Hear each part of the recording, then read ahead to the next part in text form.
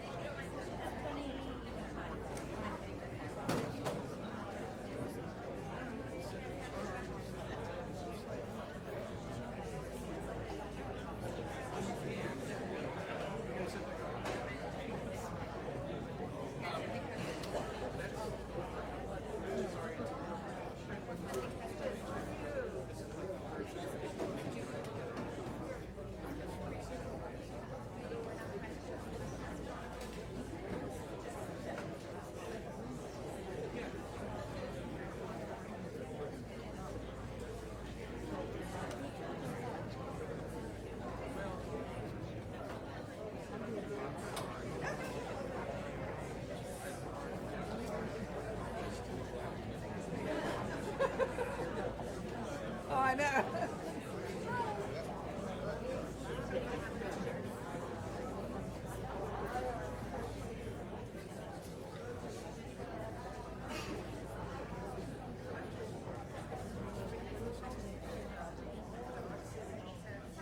Well, good evening. It's great to see all of you here tonight. I'm Eric Thomas, and I'll be the moderator for the debate tonight.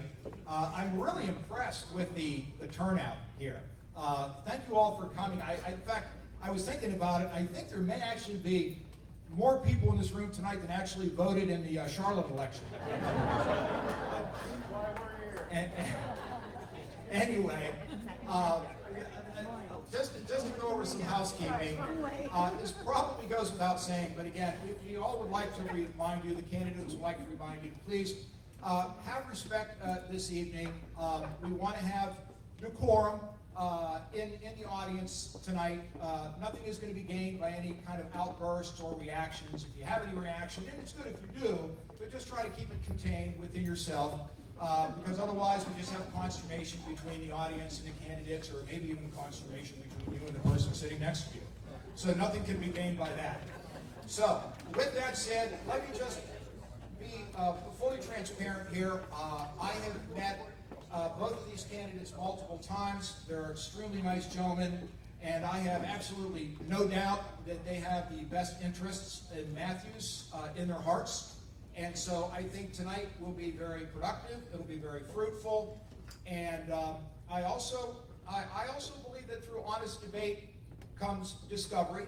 And tonight is our chance. It's our chance to discover what solutions these candidates may have for us. It's our chance to also discover what their approaches might be. And that's where you come in. This is your chance to decide whose approach is the right approach for you. So, with that said, before we introduce the candidates, I would like to call up Craig Seibert, Pastor Seibert, for the invocation. Let's pray. Lord, in these uncertain times, we need to come together again as Americans with unifying thoughts. We hold these truths to be self-evident, that all men are created equal, and they're endowed by their Creator with certain unalienable rights, that among these are life, liberty, and the pursuit of happiness. George Washington Carver addressed you as Mr. Creator. So Mr. Creator, lead us and guide us. Allow civil government to protect its citizens and be transparent. Give these men proper answers for their beliefs tonight. We thank you that we have the community of Matthews, and we pray that we would treat one another well as human beings. In Christ's name, amen. Good evening. Leon's my nephew, and he asked me to do the Pledge of Allegiance. So I'm asking that my veterans join me in a salute. I pledge allegiance to the flag of the United States of America and to the republic for which it stands, one nation, under God, indivisible, with liberty and justice for all. Thank you. Thank you, Michael. That was Michael Patterson, retired Air Force. All right, so let's just go over the format a little bit of the debate tonight, and then we'll introduce our candidates. The candidates will be permitted an opening statement for 2 minutes, after which point this will extend from 7 o'clock through 8 o'clock, even though we're already starting late. And so each candidate will have 10 questions. All of the questions will come from one candidate to the other candidate. Okay? 5 of those questions have been shared in advance. So there is some preparation for what's to come. The other 5 questions have not been shared. So that's the format with that. Now, each candidate will have 2 minutes to respond to the question, and then the opposing candidate will have 1 minute to respond to him and rebut, if necessary, whatever they said. After the 10 questions have been fielded, we will then move into about a 20-minute period where we will take audience questions. If anybody here has not seen the person walking around with the 3x5 note cards, who would still, she is over here now, would like to still scribble down a question. After the hour-long debate, I will pick and choose which questions I think are most pertinent and the issues here to the residents of the Matthews Township community. So that's what's going to happen for that final 20-minute period, and then the candidates will have a closing statement which will last 3 minutes each. So with that said, again, thank you all for being here. Let me go ahead and introduce our candidates. First of all, I'm sure most of you know him quite well, the current mayor, John Higdon. John Higdon was raised in Charlotte, attending Quail Hollow Junior High and South Mecklenburg High Schools.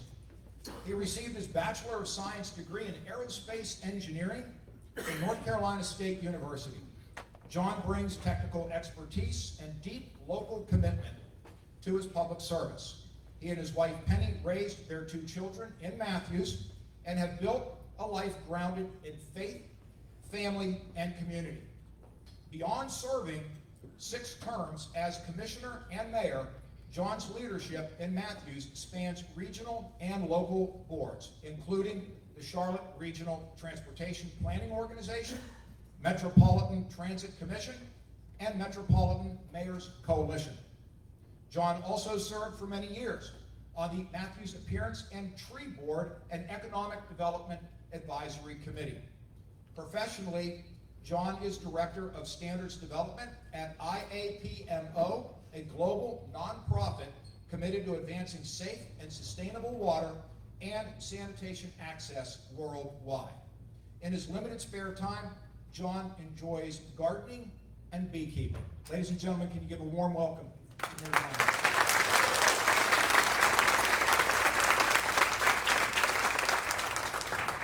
And tonight he will be debating Mr. Leon Threatt, and he is seeking to serve you as mayor of Matthews. Mr. Threatt has been married for 43 years. He is the father of 3 adult children. He's the grandfather of 8. He served us honorably in the U.S. Marine Corps, and he is a veteran. He also was a member of law enforcement. He has been a senior pastor for 37 years. He has a doctorate in theology. He's been a Matthews resident for 37 years, and he has been elected Matthews Commissioner. Ladies and gentlemen, would you please give a warm welcome to Mr. Leon.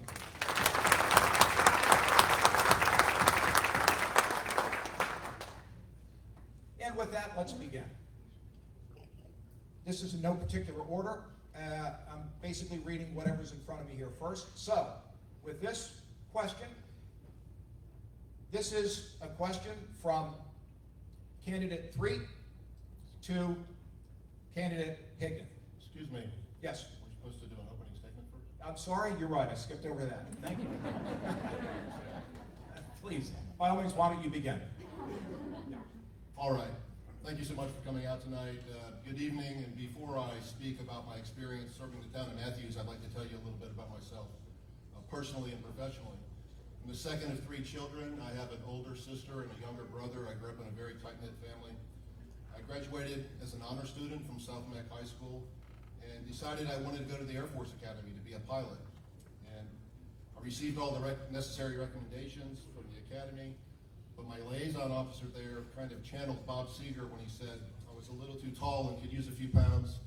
And on top of that, I didn't have 20/20 vision. And so it was my vision that prevented me from becoming a pilot in the Air Force.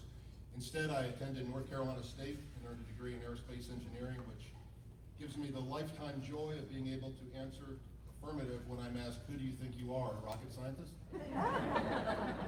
While there, I was selected for the Caldwell Fellows Program, which my opponent mistakenly called a college course in a previous debate. In reality, it's a multi-year immersive leadership experience focused on servant leadership, internships, and global engagement. It culminated in a one-on-one meeting that I was able to have with the President of the United States, Ronald Reagan, at the time.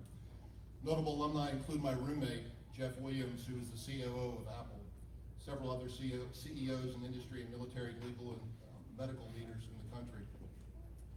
I have remained involved in the program for the last 40 years since I graduated and frequently go back to campus to participate in defense there. Professionally, I've led teams in aerospace, automotive, and consumer goods manufacturing. I was one of the youngest manufacturing supervisors when employed by James River Corporation, later served as Vice President of Innovation and Engineering for Alberts Industries, the parent company of Matthews-based Apollo Valves, where I managed global technical teams across 3 continents. I became a stakeholder in Supply Source Products, and after its sale was hired by the buyer as their Director of Engineering. And as Eric said, I currently now work for IATMO, a nonprofit focused on sustainability through safe water and sanitation worldwide. These experiences, leading diverse teams, solving complex problems, and building consensus have shaped how I serve you as mayor. Thank you. Mr. Threatt? Thank you for all of you being here this evening. I count it an honor to be in your midst. I'm seeking to serve as Matthews' next mayor for several reasons. Matthews has been my home for 37 years, and I've enjoyed and delighted in working, serving, shopping, playing, enjoying all that Matthews has to offer. Because Matthews is such an important place, it needs to be preserved and protected. And I am committed to ensuring that Matthews continues to be a safe and prosperous community for us all. I'm seeking to serve as the next mayor to guide Matthews through the many challenges of growth, traffic congestion, and concerns over overdevelopment. I purpose to bring a plan for sound fiscal responsibility, common sense, efficiency, and unfettered transparency. I'd like to also say that I have the highest respect and honor for our current mayor for his many years of service as a former town commissioner and for mayor for these last 6 years or so. What I am most concerned and encouraged about at the same time is the future of Matthews. How to lead Matthews forward, and that's what I would be. All right, starting off then, where I left off, we'll start off with the first question. This is for you, candidate Higdon. Again, a reminder, these questions come from the opposing candidates. Mayor Higdon, what is your top 3 priorities for the town of Matthews, and how do you plan to achieve them? Thank you. My 3 top priorities for Matthews are rooted in public safety, project completion, and environmental stewardship. First and foremost, public safety must remain our foundation. That means retaining and properly compensating the dedicated public-facing professionals who protect our community, our police, our fire, our EMS, and public works personnel. We must ensure that they feel valued and supported, not just with competitive pay and benefits, but with a culture of appreciation and respect. Paying our employees begins with passing a responsible budget. In the most recent cycle, I supported that budget in part because it ensured fair compensation for our public safety and municipal staff. My opponent chose not to support the budget, which raises important questions about how we prioritize as the people who serve our town every day. Secondly, we need to finish what we've started. Matthews has launched transformative projects that deserve follow-through, like the Hendrick Acceleration Advanced Manufacturing Campus, the build-out of Purser Halsey Park, and the Matthews Elementary rebuild with Discovery Place Kids. These investments will strengthen our economy, expand recreational access, and enhance educational opportunities for families.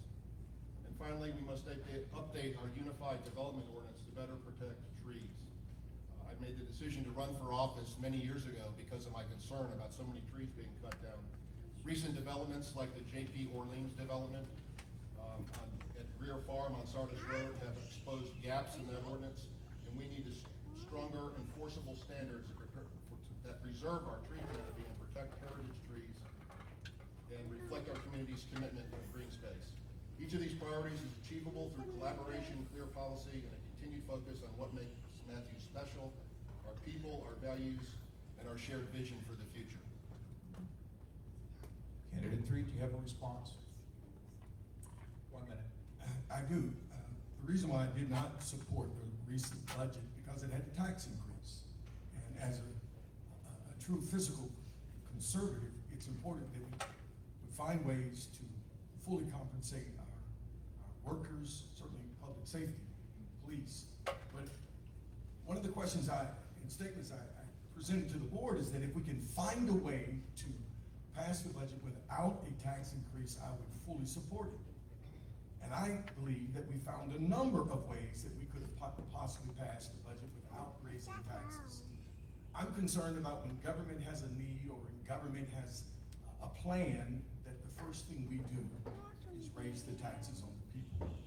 I believe we could have found and did find other ways to do that without raising taxes. So that was the reason why I did not support the budget, because I believe we could have found a better way without raising taxes. Okay, candidate 3, question for you. Yes, sir. From candidate Higdon. You chose to support placing the transit tax on the ballot, a decision that raises serious questions about your leadership and priorities. How do you justify that support, knowing you indicated your support while skipping a long scheduled Matthews Planning Conference, neglecting your duty to engage in critical town planning discussions?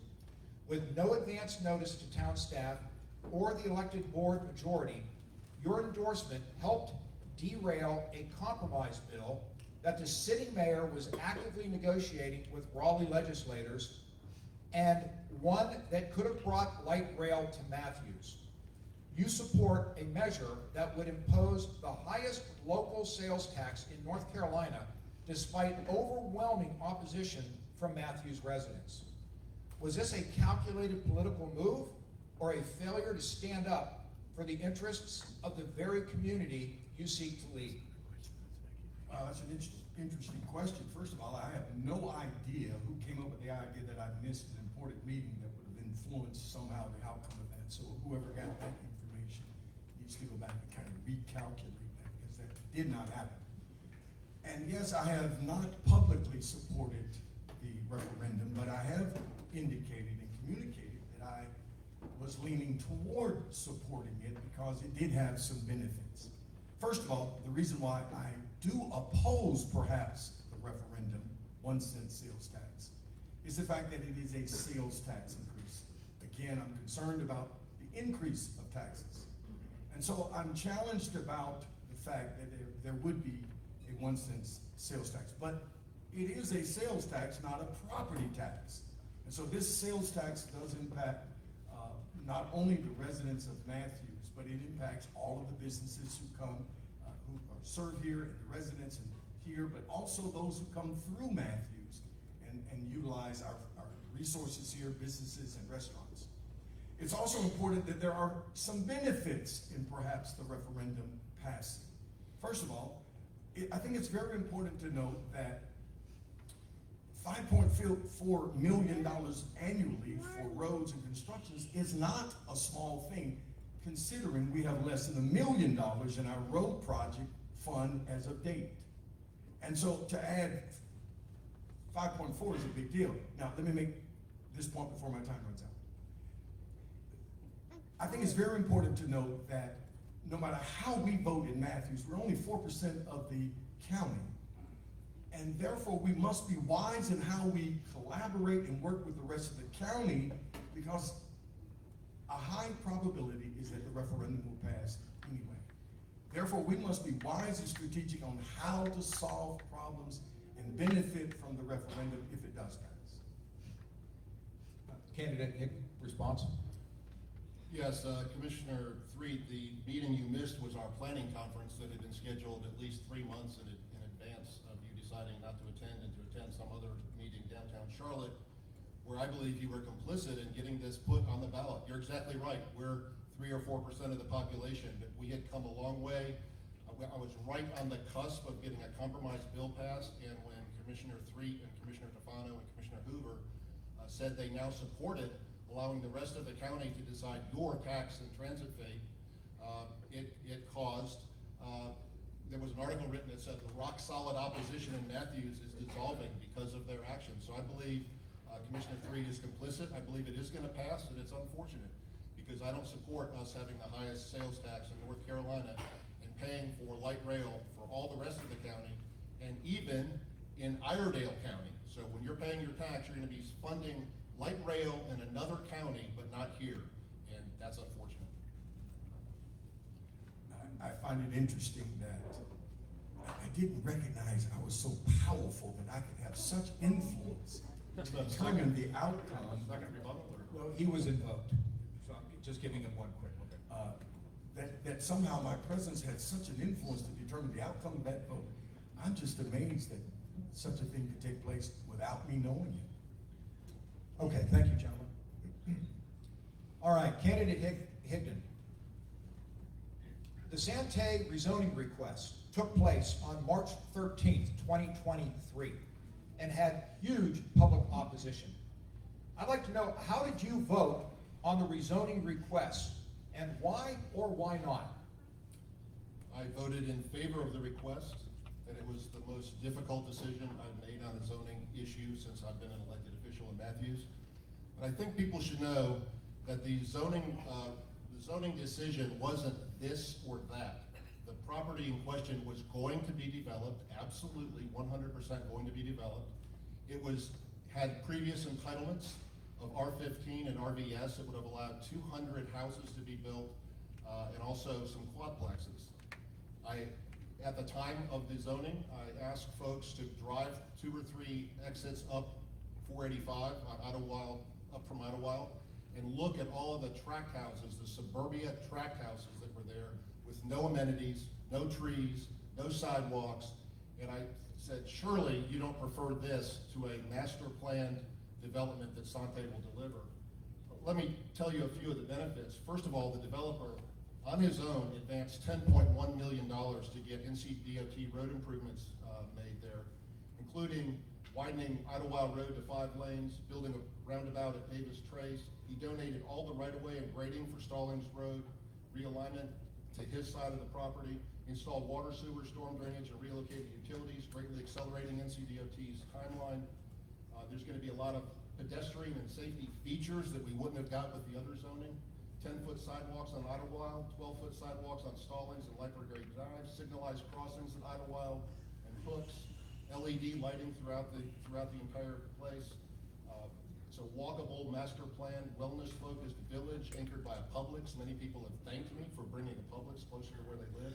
It's gonna have a few restaurants, medical offices. It's gonna have 5 housing types, including single-family homes, townhomes, attainable townhomes, cottages. It's gonna include an 8,000 square foot wellness center.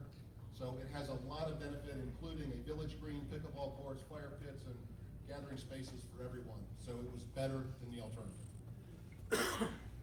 Candidate 3. I think what was most concerning about this particular project was the public outcry that should have cautioned or slowed the process down. I think we sent a very strong message to the public that we were not listening to their concerns. I was most concerned about the level of density. I believe that we could have been able to have a similar project without the 600 plus residents. The measure of density was too high for that location.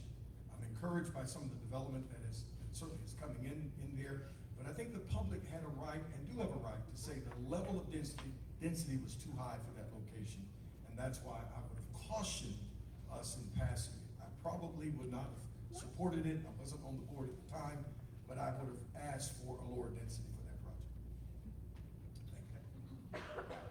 Thank you. Candidate 3. You have publicly praised Mark Robinson, a disgraced gubernatorial candidate whose record includes a disturbing pattern of inflammatory rhetoric and ethical controversy. He's mocked the Parkland school shooting survivors as spoiled little bastards, said he'd prefer an America where women can't vote, made anti-Semitic remarks, and was linked to a pornography message board where he called himself a, quote, black Nazi, unquote, supported slavery, and made voyeuristic and transphobic comments, including bragging about having sex with his sister-in-law while married to his wife. Even though Robinson has been widely rejected by people in his own party, including the president, you have called Robinson a, quote, outstanding citizen, unquote, that should have been elected as North Carolina's governor. Do you stand by this view? I find it interesting.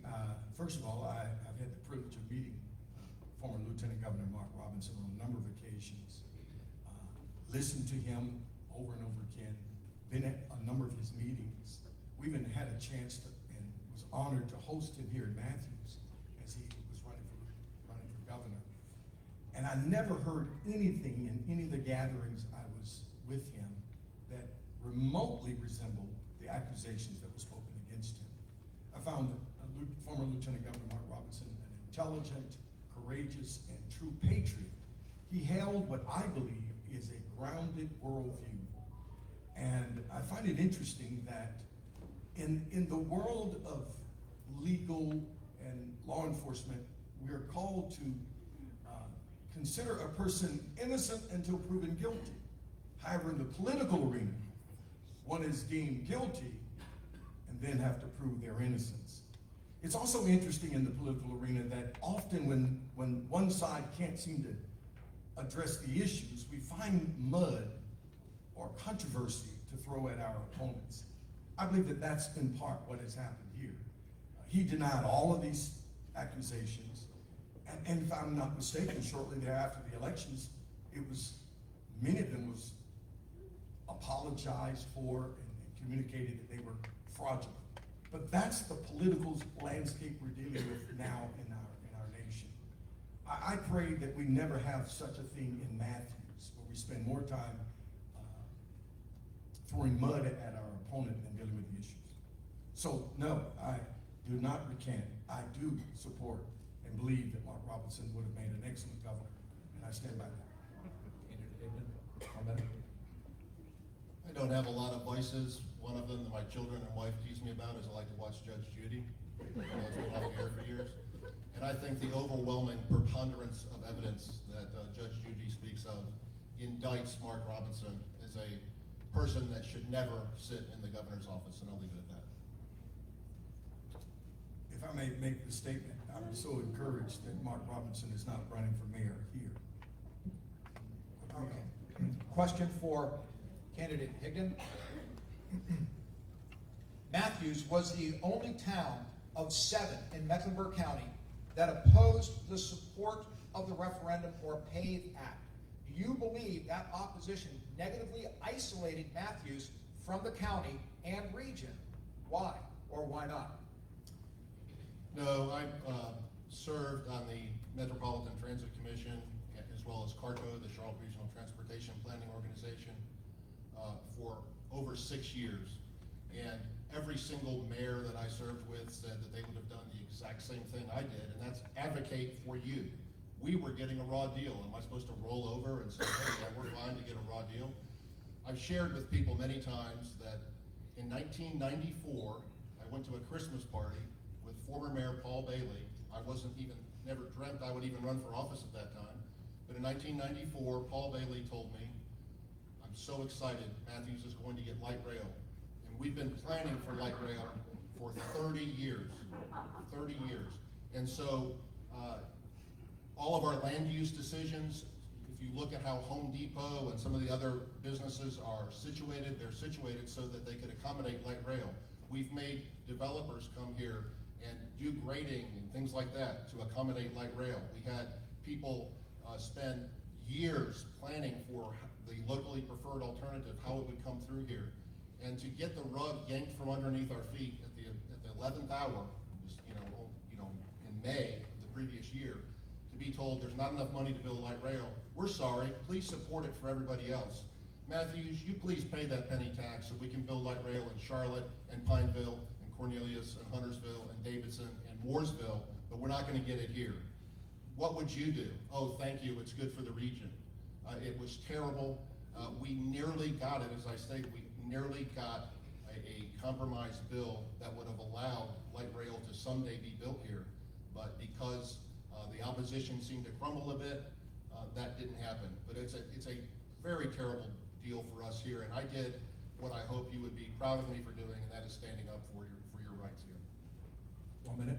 Yes, I think it's wonderful, and we should stand firm on what's best for Matthews. But once we come to the realization that there is little to no chance for light rail in Matthews or bus rapid transit, then it becomes important for us to build collaborative relationships with the region so that we can get something from it. And I think the hard stance of I want a train or nothing sent a message to the region that we were exclusively thinking about Matthews with no regard for the region, and I think that negatively isolated Matthews.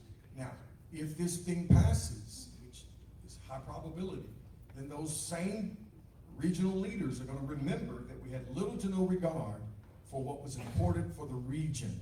And I think that will long-term have impact on our place at the table, and that concerns me. Thank you. Candidate 3, how do you feel about mandated partisan elections like we have now seen in Monroe? Well, I'm glad that we have a nonpartisan approach here in Matthews, and I think we should continue to stand with that. I think it has worked effectively, that we would focus more on the issues. So I have no desire to want to make it a partisan race, because I think it has worked well as a nonpartisan. 1 minute. I agree. Although we have seen, I think the issue in Monroe was driven from the legislature. They were told you will have partisan elections in Monroe. I don't believe the board voted for it. It was mandated by Raleigh. There are some legislators that are trying to do that, and I agree with Commissioner Threatt. I think our election should be nonpartisan. I've always said that I'm a proud member of the M Party. I'm for Matthews, and not a Democrat or Republican or Libertarian or Independent or whatever. I'm on the M Party. I'm for Matthews. Thank you. Candidate Higdon, high-density development is a growing concern for Matthews citizens. How much density is too high, and what does that look like for you? Excuse me. High high-density development is a valid concern. I believe Matthews has approached it, though, with care and balance. Our town is nearly built out. We have about 36 or 37,000 residents here, and we believe that the town can only hold about 50,000. And we're about 90% built out. That being said, we have to be choosy about what we allow to be built here. I also want to say, though, that we need to plan thoughtfully and think about where our children and grandchildren might live. I have 2 grown children and a grandson. I would like to think that they all could afford some place to live here in Matthews someday. I want to share some statistics that might be surprising. People say, oh, you've greenlit so much density here. Since 2021, our board has approved roughly 400 housing units per year. And during my most recent term as mayor for the last 2 years, we've greenlit 163 units total of any type. And we've declined more zoning requests than we've approved. We're being very choosy about what we build here. This reflects a deliberate effort on my part and people on our board to slow growth and be highly selective about what we allow to move forward. But to preserve green space for the long term, the most effective strategy is land acquisition. If we buy it and make it a park, it'll be green forever. That's why I've led the charge, helping convert over 60 acres into public parks, ensuring future generations have places to gather, play, and connect with nature. When done right, also, some density can actually support this goal by concentrating development and leaving portions of parcels as protected green space. And so, if you imagine a 50-acre parcel, if you build a little more dense, you can have some green space for the children to play. Thank you. I think we are a little out of balance on the density. I think we are very often following the pattern that's dictated out of Charlotte, and I would like for us to be a little bit more cautious, a little bit more reserved, and think more about single family. However, that's not always in the decision-making of the board. Sometimes it's the developers themselves. But I think we can build a smart community by managing the growth and controlling some of the requests for higher density. I agree that we want to have the green space, but be mindful that when we take a piece of property off of the market, that's also a tax revenue that we lose. And I find it interesting that we probably have as much green space as any area in the region. Thank you. Thank you. Candidate 3. Matthews is facing real, tangible challenges. Traffic congestion, rising housing costs, and a transit plan that denies Matthews a long-anticipated light rail. You have sermonized in broad strokes about unity and stewardship, but what specific policies would you implement to address these issues?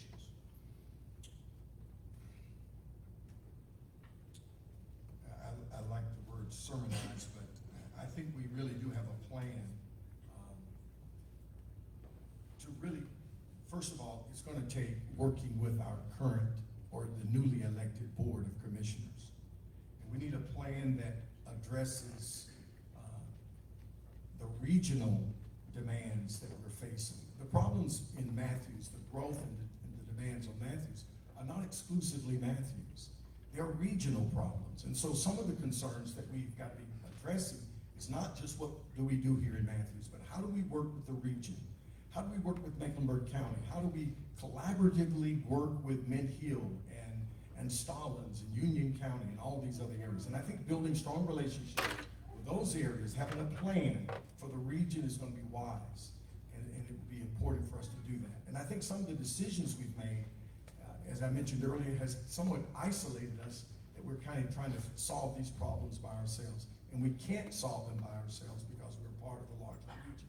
So I think working more closely with Charlotte, working with the DOT, working with the regional area, and certainly with the newly developed, perhaps voted into transit authority out of the region, is going to help us be at the table and bring real solutions to what's happening in the region.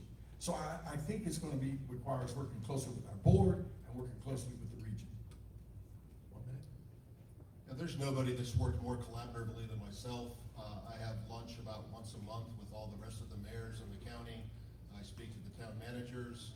I speak to go to Raleigh, speak to our legislators. I spoke to Lieutenant Governor and Governor. I think we do have real issues to address here. I do want to go back to a comment that Commissioner Threatt said about single-family houses. You probably know that a single-family home here now, on average, starts at about $500,000. Most single-family new developments are $750,000 to $1 million. I don't know how many of you could afford one of those homes now. I'm not sure that I could. Certainly my 27-year-old son couldn't afford one.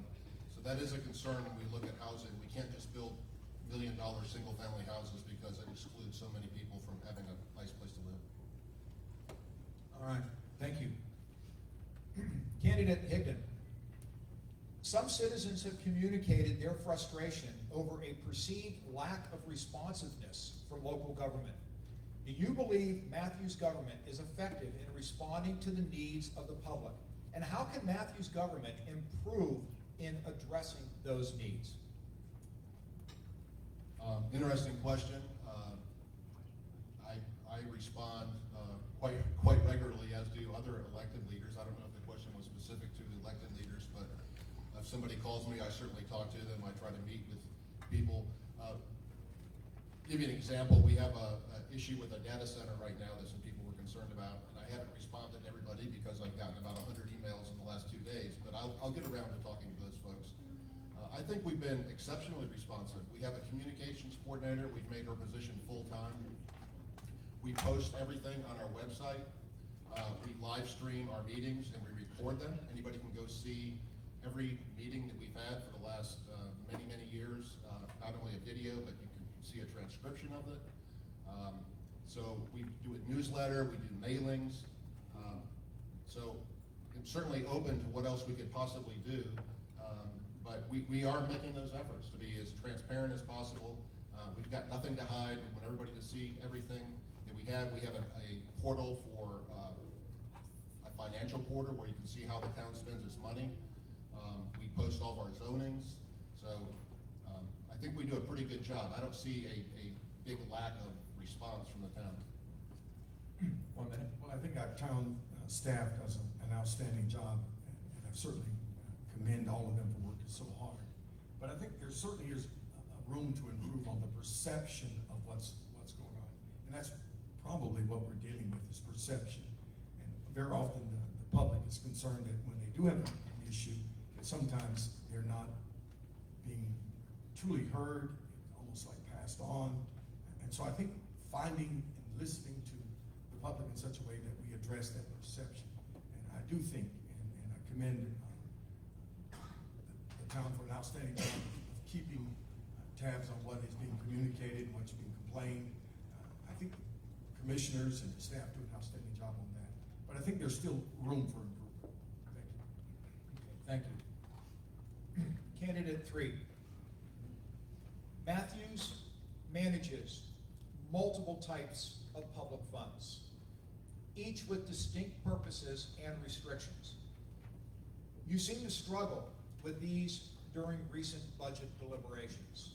Can you explain the differences between the general fund, the tourism fund, and enterprise funds, and more importantly, how you would prioritize each of their uses as mayor? Interesting question. No, I don't think I struggle with it. What I struggle with is often not being able to locate expenditures that are supposed to be in the budget. We recently had a board meeting where we had approved a portion of the budget, and then during the board meeting, there was an additional expenditure. I could not find it in the budget because it wasn't written in the budget. It was a hidden portion within the tourism fund. How are we, the public and the elected officials, are supposed to know that it's embedded into a fund? And that's some of the concerns that I had from day one. The budget needs to be understandable, not only for the elected officials, but for the public. And any one of us should be able to go to the budget and find out where we are when it comes to where funds are going without having to get a special request to explain a particular expenditure. That's one of the things that I purpose to do when elected, is that we're gonna make some changes in the reporting and documenting of expenditures. It should not be a deep search. The public should be able, just like you do with your personal bank account, you should be able to go into the budget and find out where the money is being spent at any given time. It shouldn't have to be a special meeting or request special information from the finance director. And those are some of the challenges that I think that we will address from week one. No, I don't have a problem examining and finding, working through the different parts of the budget. But it needs to be understandable not only for the elected officials, but it also for the public at large. 1 minute. I think it's interesting that my opponent didn't answer the question because I don't think he knows the difference between the tourism fund, the enterprise fund, and the general fund. And when he said that he saw multiple ways to balance our budget, he was suggesting that we pay recurring expenses with our tourism fund, which is against the law. And the budget item in question was as I recall, $142,000 expense that was broken up into two line items, $70,000 and $72,000. Add them together, and that's $142,000. So I don't know what the problem was there, but continuing to suggest that we should use tourism fund or our rainy day fund, funds that are set aside for emergencies to balance our budget so we don't have to raise taxes. And by the way, we did not raise taxes this past year. Our budget was flat. It went up 1.3 cents to pay for the general obligation bond that you voted for. But the regular fund was totally flat. It was 1.3 cents for a general obligation bond to upfit Hershey Park. You have 30 seconds to respond. I think 1.3 is a tax increase. And it may be for the purpose of paying for the park, but it was a tax increase on your property. It wasn't just on the bond, paying the bond, it was on our property tax. And so, and yes, I do know the difference, thank you. That you voted for. Thank you. All right, I'm sorry, I did not vote for the bond. That's a mistake on your part. The majority voted for it. Candidate Higdon. It appears that there are no immediate plans to bring the Silver Rail Line nor bus rapid transit to Matthews. Therefore, what is your plan to help address the growing traffic congestion impacting our town? Well, I think we should do more what I've initiated already. While it's true neither the Silver Line nor bus rapid transit are slated to reach Matthews in the near term, we can't afford to wait on regional transit solutions to address our growing traffic congestion. That's why I focused on practical local strategies, many of which are already underway. First, we must recognize that Matthews is a pass-through community. We have 60,000 people that come from Union County and points east that pass through here every day. I've consistently advocated for NCDOT to build out a road network that diverts traffic around our town rather than through it. And that can be seen in the Weddington and John Street interchanges. So when those folks come from Union County, they can get on 45 and go to Independence Boulevard to go towards Charlotte.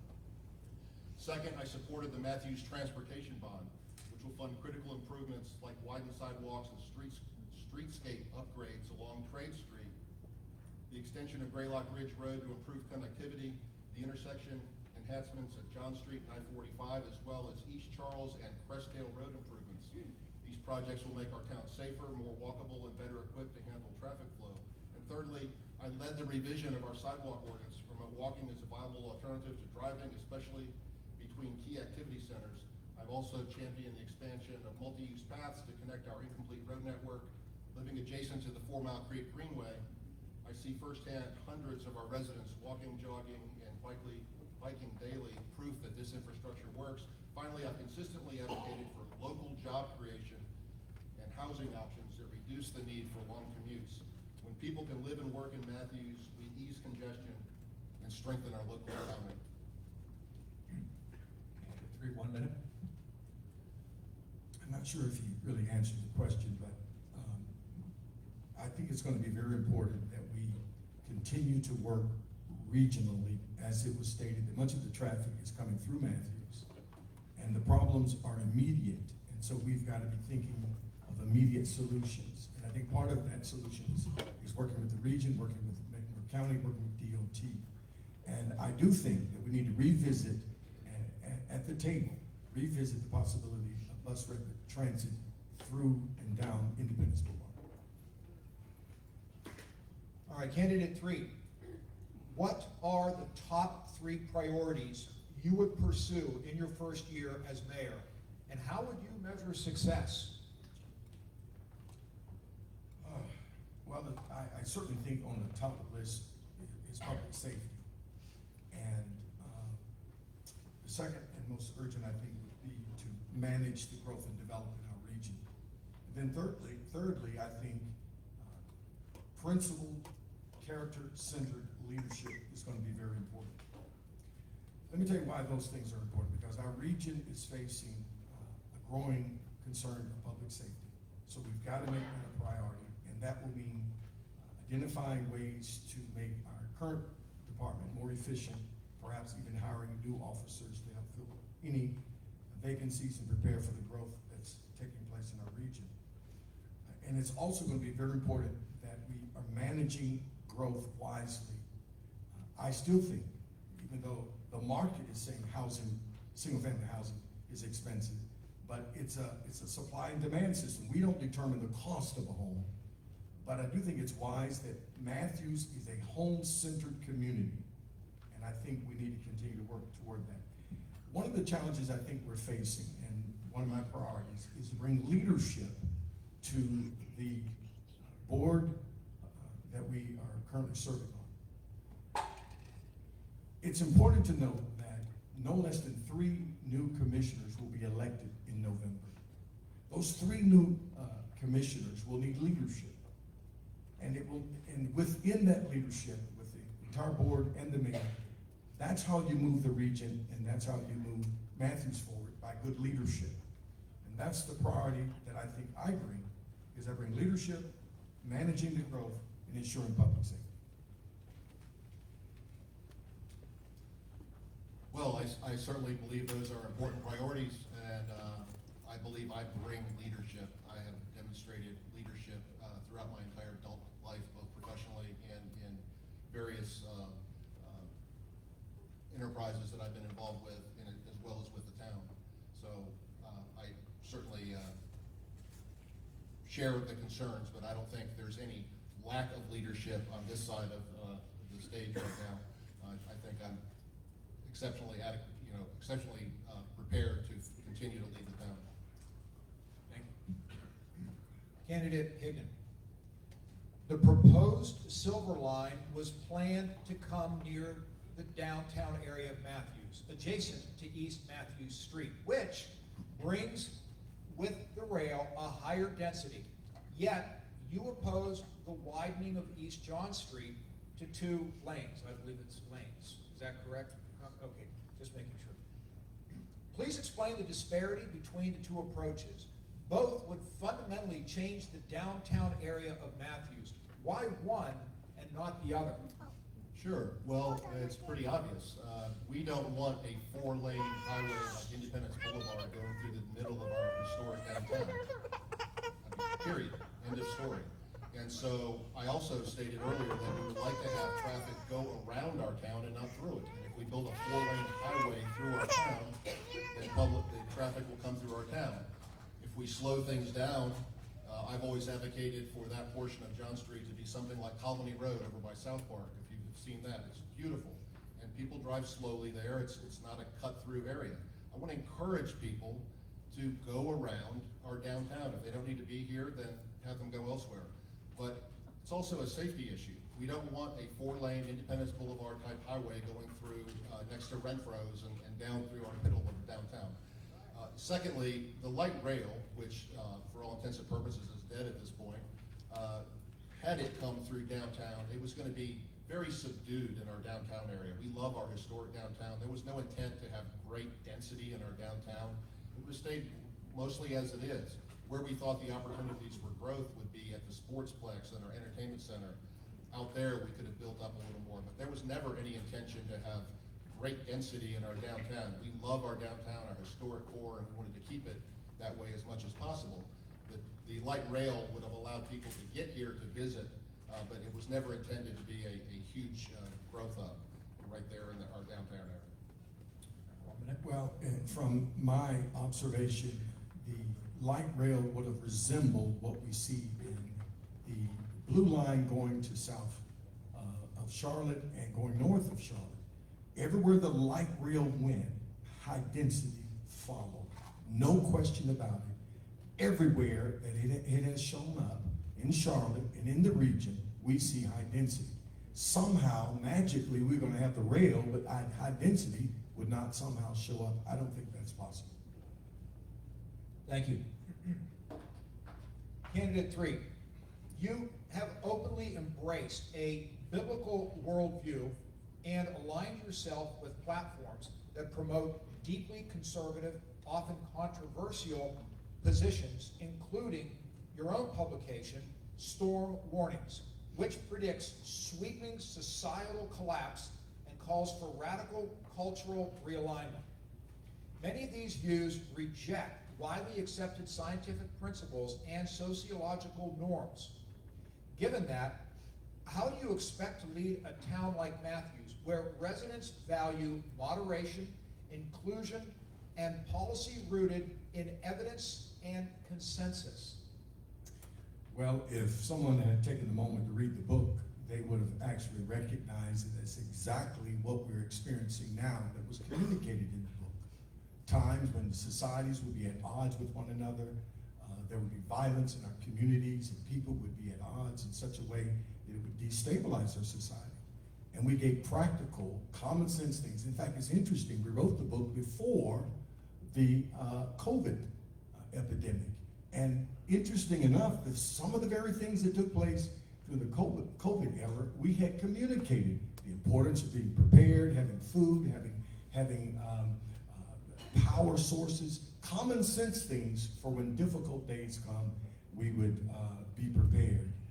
I'm a very practical thinker in that respect. I think preparation, it's never wasted time, and I think being proactive and be prepared for such is wise. And I think a town needs to be thinking in such a way as well, because if it can happen in our Asheville and Henderson community, it can happen in Matthews. Difficulties can happen to any community, but I think good leadership is proactive, it's prepared for difficulties, and it leads a town forward when difficulties do come. So thank you. I get a chance to push my book for a moment. Thank you. On the head. I don't necessarily want to push Commissioner Threatt's book sales, but please do buy it and read it. And read other things that he has posted online. I believe many of his beliefs are very radical, very different than what the average person in Matthews believes. So please do get his book and read it. And you tell me if you think some of his ideas are a little out there. All right, thank you. Candidate Higdon, there are several vacant and empty commercial properties in downtown Matthews. What is your plan to revitalize and diversify the downtown commercial area? Well, if you look at our downtown commercial area, I beg to differ. There's not a lot of empty storefronts. It's a bustling, very vibrant community. We do have a few buildings that are empty, and our board doesn't control private leases. I know the building on the corner of Threatt and John Street that's been empty for so long. I saw people on social media blaming the town board because it hasn't been, somebody hasn't leased. We don't own it. It's privately owned, and we're waiting for somebody to move in there. It's a free market economy. But the town board and elected leaders do influence the environment that makes Matthews attractive to businesses. And one of the most effective tools we have is activating our downtown through special events, which creates foot traffic, community energy, and a clear signal that Matthews is a place where people want to be. And I guarantee you it'll be packed tonight when you drive home if you drive through our downtown. That momentum is reflected in the types of businesses choosing to invest here. We've welcomed family-friendly additions like Bear Foods, Moxie Mercantile, the upcoming Discovery Place Kids Museum. Long-standing businesses like the Cotton Gin are expanding. And the downtown ballroom now hosts a yoga collective, adding to the diversity of offerings in downtown. Our Claim Farmers Market is hosting micro retail, And I hope you get a chance to go to our farmers market. It's been routinely voted the best farmers market in North Carolina. Our friend NB, Mr. Brombach, is building up a brand new development on Town Station Street that's going to have many businesses in it. These examples show that Matthews is not just growing, it's growing with intention, and I am confident that our approach will continue to attract vibrant, community-oriented businesses, and our storefronts will be full. I've been hearing some concerns from a number of the residents that much of our downtown is off-centered. Very little retail is located in downtown Matthews, and a higher percentage of bars and non-family settings. Now, there are times that we have festivals and various activities, but generally speaking, the retail community is wanting. And I think that's, again, where good leadership can play a part in bringing and encouraging and incentivizing a diverse downtown community where we can do a little bit more shopping and have a little bit more family-friendly settings instead of just some of the adult entertainment-related activities. Thank you. Candidate 3. Matthews has a tradition of electing mayors with extensive civic experience. Prior to running for mayor, Lee Myers served 2 terms as commissioner, Jim Taylor 5 terms, Paul Bailey 7 terms, and John Higdon 3 terms. All served 1 or more terms as mayor pro tem, and also served on multiple town advisory boards. You, by contrast, were elected to the Board of Commissioners less than 2 years ago, and previously never held a leadership role within town government. Why should Matthews residents vote for you for mayor when your record shows such limited engagement and no demonstrated policy leadership? Thank you. Good question. I think I have 47 years of public service. 47 years of public service. I've had the great privilege of serving for 21 months as a Matthews commissioner, and I was pretty prepared to step away from it, but then I saw an urgent need for additional service here in Matthews. And I guess the reason why is that I saw the great need for leadership. I think the mayor's role is one of 7, but the mayor's role is the leader of equals. And I believe that with good leadership that we can maximize our impact, our ability to accomplish things, and that's what I bring, is the ability to elevate and empower the leaders around me. 47 years of public service, whether it's in local government or in other forms of leadership, I think more than qualifies me to serve as mayor. The mayor is a servant of the people, not just a policymaker in government. Well, I would agree with Commissioner Threatt that the mayor is one of 7, and Commissioner Threatt was one of 7. And so where were your great leadership skills bringing us all together during the previous 21 months? I believe relevant experience is important, relevant experience. I agree that Commissioner Threatt has an impressive resume, military service, police officer, and a pastor. Those are all very high callings. But I don't believe he has the relevant experience that I do, working on state commissions, local boards, working at all levels. I don't think he has that. 47 years, yes, not 47 years of relevant experience like the experience that I had.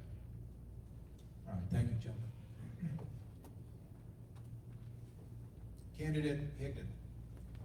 The next Board of Commissioners will consist of no less than 3 new members. What is your plan to lead, unify, and inspire a cohesiveness to address the many concerns facing Matthews? Well, I start out every term as I did the term that Commissioner Threatt joined and all previous terms, where we get together. One of the things that we try to do is have a planning conference that Commissioner Threatt decided not to attend this past year. But we have a planning conference, we get together, we talk about our common goals and aspirations for the year ahead. I've gone gone so far. I know we've had some difficulties with disparate personalities on our board. We have brought in facilitators. We've tried to work together, but when you have certain folks that just don't want to participate or thrive apparently on continual chaos and discord, it's hard to lead functionally in that environment. That's why this election is so important. I hope that we can get people that are willing to work together, normal, moderate people that will work together. I don't need 6 yes people. I prefer to have people that have differing views than I do, so that they can bring new ideas to the table. And I'm certainly willing to compromise on any good idea. But when you have folks that just absolutely refuse to participate in any way, and I can give you a lot of examples offline, it makes it exceptionally difficult. But again, Commissioner Threatt was in the room. I embraced him when he came on board. I thought as a pastor perhaps he could help, and yet we still had some issues. If I'm one of 7 and an equal, I'm an equal to Commissioner Threatt. So the question should be for him, why didn't he magically wave his wand and make everything beautiful and wonderful, and we'll all sing Kumbaya on the town board? Please. Real leadership doesn't blame and fault the people around them when things are not working right. What is urgently needed in our current leadership in Matthews is to elevate and empower the elected officials, meaning that each one of us have a voice and a place at the table, and each one of us bring ideas. One of the things I noticed immediately, if an idea did not align with a certain perspective, it was immediately dismissed and not regarded. That's not leadership, and that's what we need on our board. Can I respond to that, please? Yes. When you suggest things that are illegal or not feasible or impractical or impossible, then yeah, they get shut down, and that's what we shut down. Any reasonable idea that could be put into place, then we would certainly consider it. All right, thank you. Commissioner Threatt, you've published years of online content, videos, blog posts, and commentary containing inflammatory claims, including calling abortion, quote, genocide, unquote, in the black community, attributing natural disasters to divine punishment, broadly portraying Muslims as jihadists, and questioning the efficacy of vaccines, and claiming some were the, quote, mark of the beast, unquote, and the legitimacy of the 2020 national election. Many of these posts have since been removed or made harder to access. Was this an attempt to distance yourself from views you still hold, or a strategic move to avoid public scrutiny? Well, let me address a couple of issues in that question. First of all, the number one cause of death in the black community is abortion. It kills more human beings than all of the 7 top leading causes of death combined. If that's not genocide, what is? And as a person who looks like I do, I certainly should be concerned about anything that intentionally targets a group of people who look like me. And yes, I have spent a lot of time teaching and preaching and elevating and empowering people to think clearly. And much of the things that we've preached and taught and communicated certainly is intended to inform and educate. I find it interesting, so many of the things that was stated in the question certainly has been proven to be questionable. For instance, the vaccines. Even now, the CDC has revised its vaccine mandates. Why? Because they found out that some of the things that was mandated was certainly concerning. And there's a lot of things that we have taught and preached to educate and inform and empower our public. And I'm committed to that, and I don't recant anything. Now, we wisely directed our attention to our campaign instead of to our teachings necessarily, because this is the focus right now to address the issues that's pertaining to Matthews. So no, I don't recant or change, because I believe that we have consistently taught, preached, and led a grounded worldview. I'd like to call a biblical worldview. And it has proven to stand the test of times. No, it's not magic. No, it's not a wand. It's sound, grounded teachings that elevate and empower the public to move forward. And hopefully, yes, even Matthews. 1 minute. Yes, I'm a Christian. I'm a proud Christian. I attend Matthews United Methodist Church. But I believe many of the viewpoints put forth by Commissioner Threatt are radical, and they were taken down for a reason. If you stand by them, sir, put them back up and let everybody read them. Well, if I can follow that, certainly when the election is over, we will shift our focus from election and to sharing the issues related to the town of Matthews to the broader sense of our church. Our church is not running for mayor. I am. All right, So thank that's you. why. Thank you, candidates. Okay, this is the final question of the night. And first of all, again, I want to thank the audience for the decorum and the respect that you've been paying. We're running a little bit late, but we started a little bit late. So the fact is that the candidates have been staying well within their time limit, so there's no reason not to finish. So the final question, again, to candidate Higdon. Public safety is a growing concern for Matthews and all of Mecklenburg County. What is your plan to hire new police officers and retain the very best law enforcement personnel? Well, let me say, I think we can always do better when it comes to public safety, but I respectfully disagree that the notion that public safety is a growing concern in Matthews. It probably is in the county, but not here. The data tells a different story. Our town remains one of the safest in the region, and that's a direct result of the professionalism and dedication of our police departments. They're awesome. But safety doesn't sustain itself. It requires an investment. That's why I've consistently supported competitive compensation, strong benefits, and a culture of respect for our officers. Retention matters. When we lose experienced personnel, we lose trust, continuity, and effectiveness. I've worked to ensure that our officers stay here because they know that they're valued. Looking ahead, we're not just maintaining, we're building the Hendrick Advanced Manufacturing Campus, which is the largest economic development news to hit Matthews ever. It's going to pave the way for a new public safety training center right here in Matthews on 26 acres that they donated to CPCC. That means our officers will have access to modern local training facilities that keeps them sharp and prepared for evolving challenges. In short, Matthews is exceptionally safe, and I intend to keep it that way. Through smart planning, strategic investment, and unwavering support for the people who protect us every day, we can continue our reputation as a safe place to live, work, and play. 1 minute. No comment. All right, final question. This, of course, for Commissioner Threatt. Matthews is at a crossroads, balancing growth with preservation, managing regional pressures, and responding to residents who want both innovation and stability.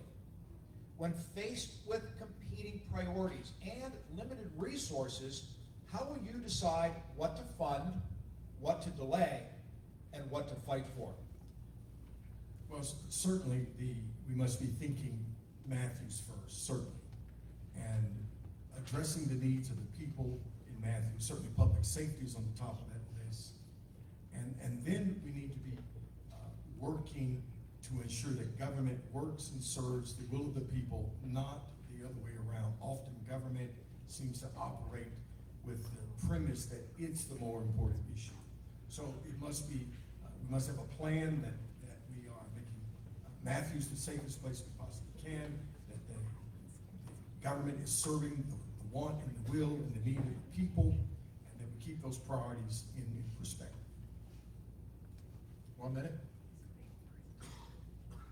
I've often said this to residents, all of us, Commissioner Threatt, myself, we live here. Why would any of us do something contrary to what we believe is in the best interest of the folks that live here? I want the lowest taxes we can possibly get by with.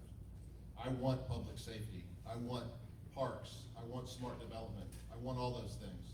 And every decision that I've ever made is based on the fact that I think it's the best for our community, not for any personal gain.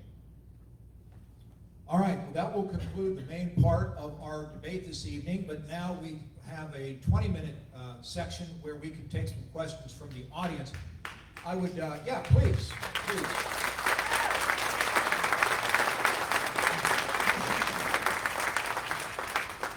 If you will allow me about 2 minutes, that's all I ask respectfully, to sort through some of these questions. So if you'd like to talk amongst yourselves, maybe discuss what you've heard, feel free to mingle or pick up a cookie or a drink in the back.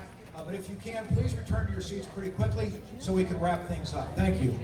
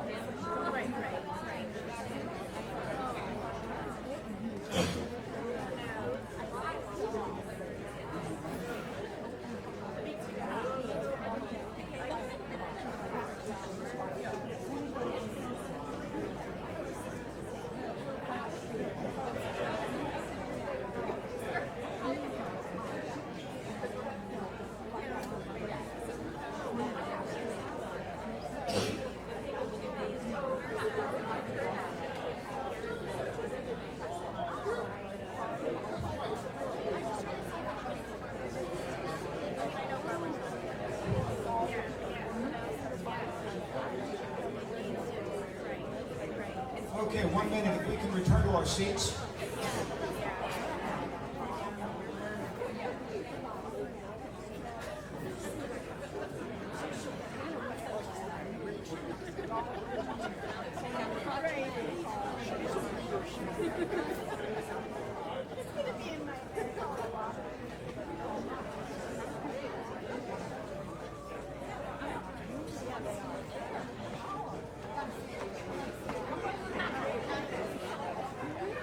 Okay, we'll be getting underway in 30 seconds, please. 30 seconds.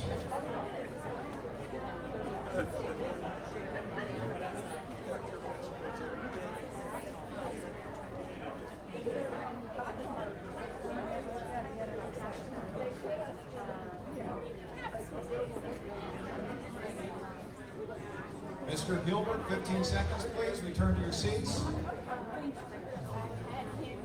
Keep this guy under control.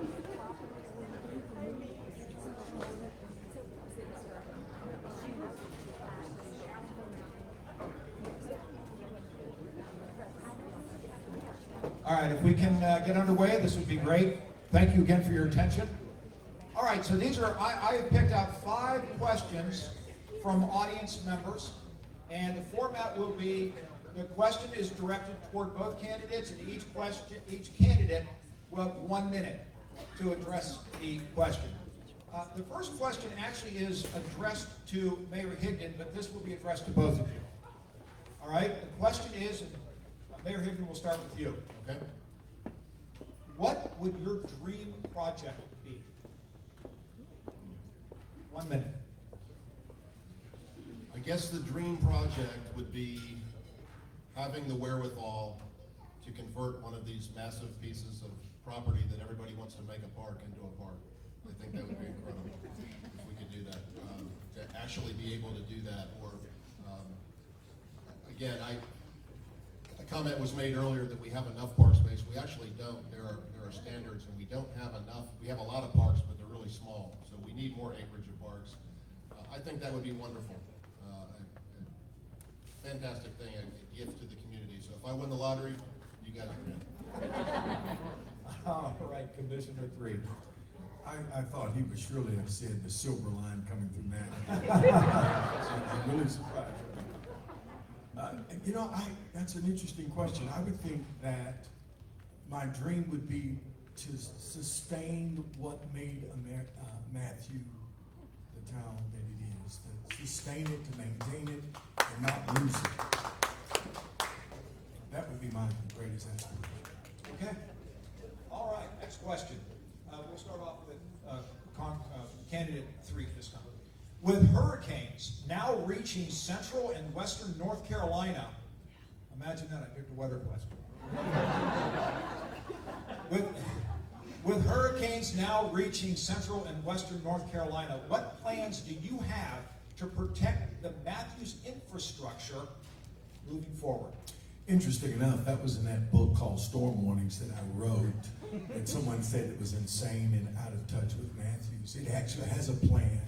It's an emergency readiness plan that I think towns should implement, put in place, that when there is a difficulty or a challenge or a hurricane, there is already a responsive plan in place. You know, the city of Charlotte actually has one. I don't think Matthews has one.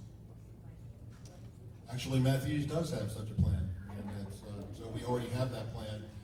I think what's exceptionally important, I lived in Toccoa, Georgia, when Hurricane Hugo hit our area. And people said, you should go home and check on your parents who lived in Charlotte. I said, they live in Charlotte, not Charleston. They said, no, Charlotte has been devastated. Point being that there's going to be another major weather event that's going to hit us. Mr. Thomas knows that. It's not if it's going to happen, and when it's going to happen. Not when, but if, whatever. But in any event, we have to have that emergency fund money so we can run the town in the event that something terrible happens and we lose power for weeks or months. Okay. All right, candidate Higdon. What are your plans to increase business to Matthews to reduce the tax burden? Follow-up is, can we support the businesses on Trade Street to maintain the charm, such as, in parentheses here, Renfro's, and fix the disrepair on the many empty storefronts? Well, again, I don't think we have many empty storefronts, but it's going to take more than just the retail that we have in our downtown area and the restaurants. What's really exciting for me, looking at the budget, is big scale projects like the Hendrick Advanced Manufacturing Center, which are going to bring 2,000 to 3,000 jobs here.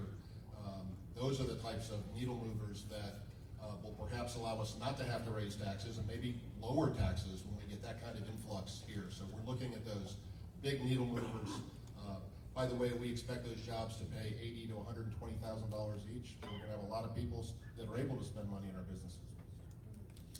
I think the question was more about the downtown area, and I think that's where we're gonna have to look at a stronger partnership with the Matthews Chamber of Commerce, that we're gonna have to continue to work with the current businesses that are there, and find incentives to help businesses to come to the downtown area, other than just the businesses that are there. More retail, more shopping, more family-oriented businesses. And I think that's gonna take leadership to just kind of build some collaborations with all of those current businesses, and hopefully for drawing some new ones. Okay, this next question, because we only have 1 minute each, I'm going to make an executive decision and just edit this question slightly. Candidate Higdon, or did I start with you already on this last one? Okay. I think it's my turn. Okay. There's been a lot of talk in this race about leadership and the principle of leadership, but not much clarity on what that actually means in practice. If elected, now the question is 4 specific actions. I don't think you have time, if you can even give 2.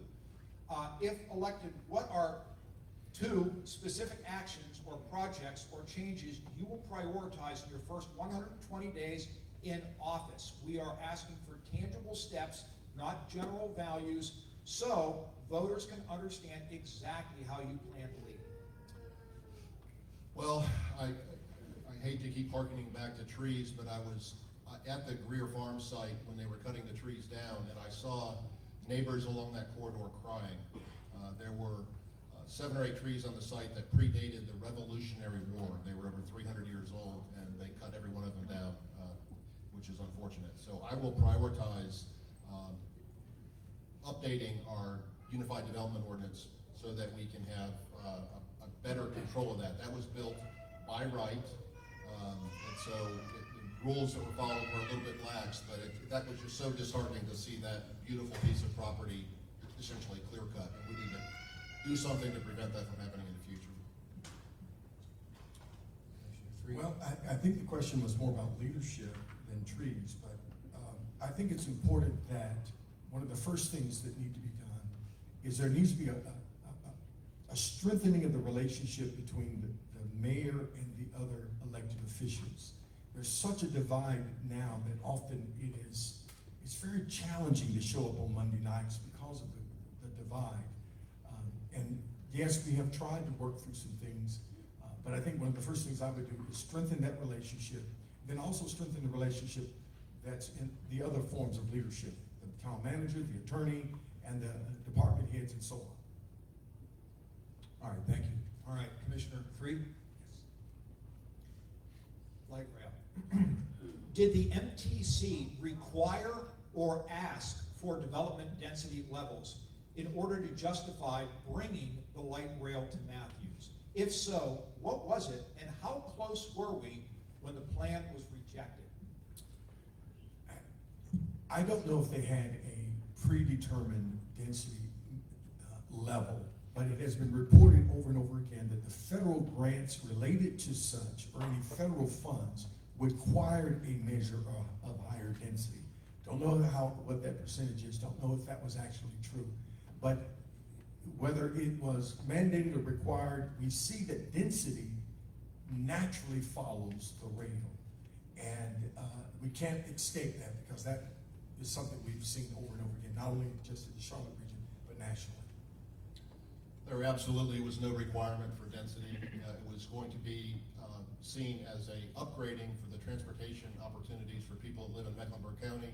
The Silver Line was going to run from CPCC Levine to all the way to the edge of the county, Gaston County near Belmont, and go north to south. So it was going to connect the county, allow people to come here. And with regards to the density, that's up to the elected board. We can say we don't want any density in downtown, and we could pass ordinances that don't allow it. So I don't think it's natural that it's absolutely going to happen, and it wouldn't have happened, I don't believe, because we want to preserve our historic downtown area.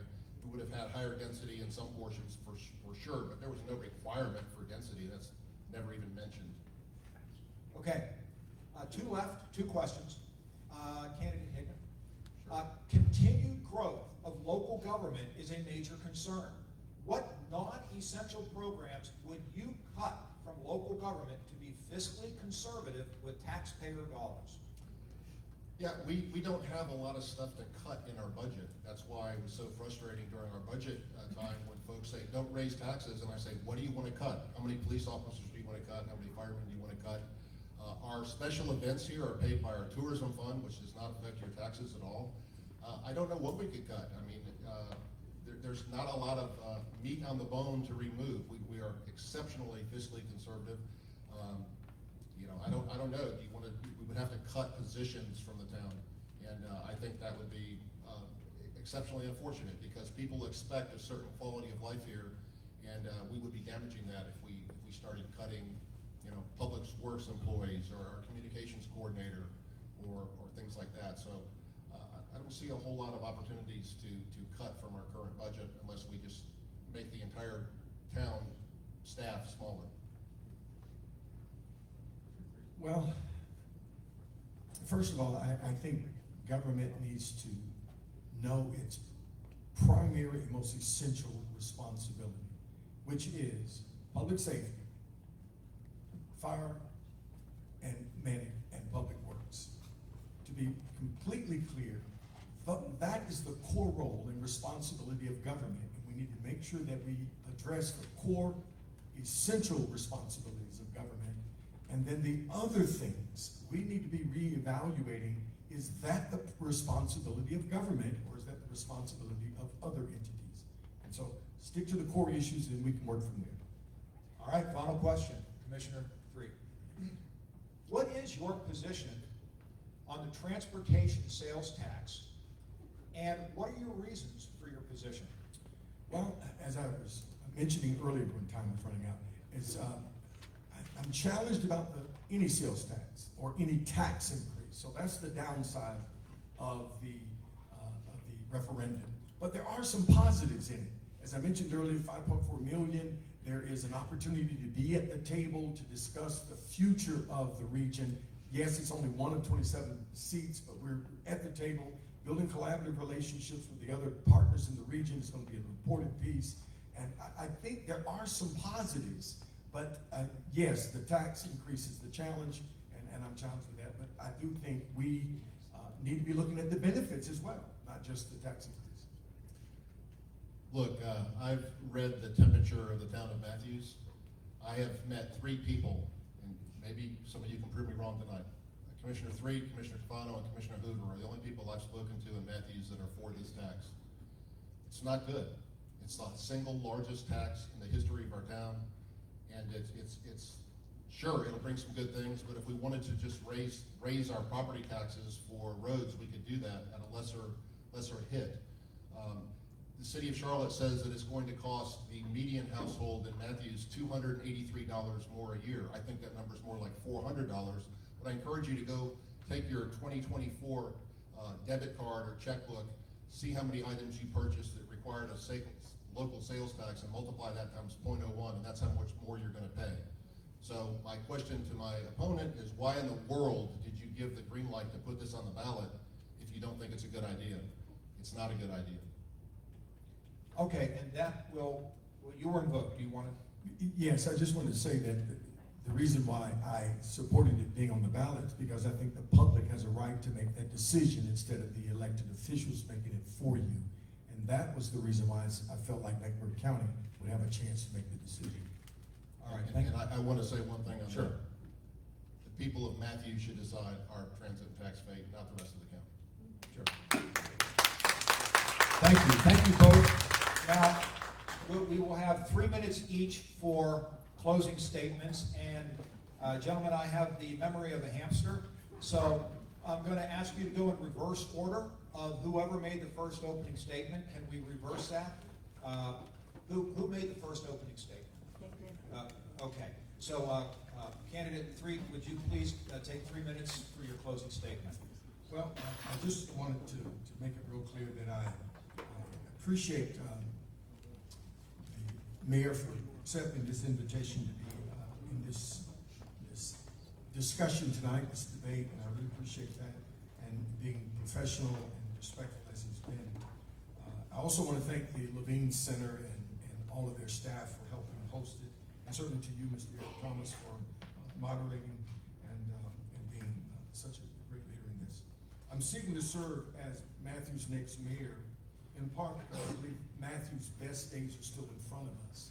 And I think it's going to take leadership moving forward, not just looking backwards on all the accomplishments. I do believe that Matthew's, though the greatest days are still in front of us, we also have some of the most challenging days also because of what's happening in the region and the growth.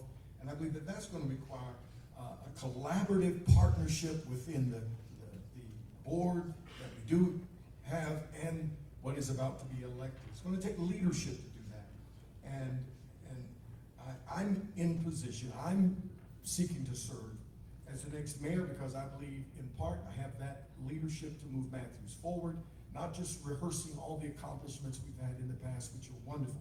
How do we preserve Matthews? How do we protect what we've been gifted and given? I've been here 37 years, and I'm very concerned about losing what made me move to Matthews. I'm concerned that we have ignored some of the essentials. We've become a part of the regional growth and maybe to even our own detriment. And so I'm concerned about that, and I'm eager to be a part of the solution. I believe that I bring the leadership in place to bring the best and most innovative and most insightful citizens together to solve the many challenges that may be facing Matthews as we go forward.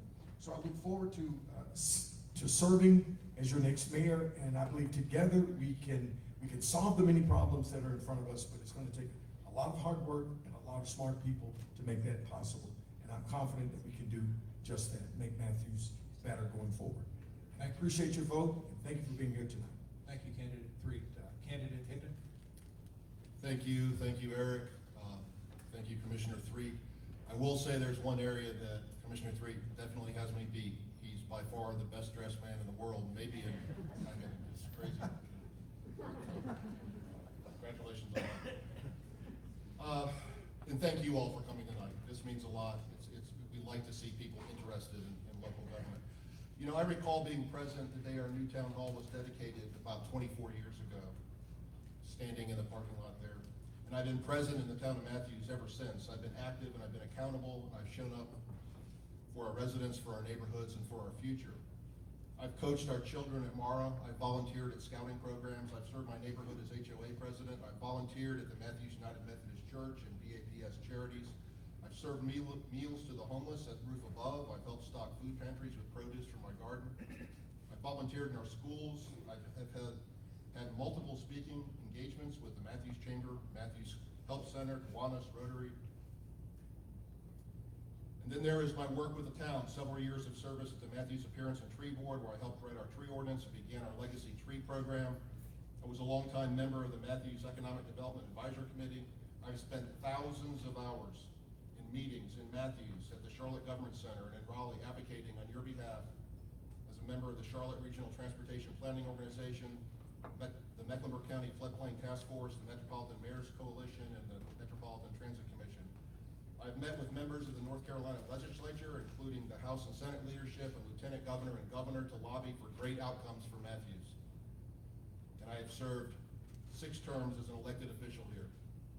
I helped broker an agreement to get Matthews Elementary rebuilt via partnership with CMS and Discovery Place Kids Museum. I've ensured that our children have a safe, modern learning environment. I've stood with our veterans at Stumptown Park. I've honored their service and expanded our annual Veterans Day events and brought the Hometown Hero banner program here. I've supported local businesses through economic development initiatives that brought high-paying jobs and new investment to our town.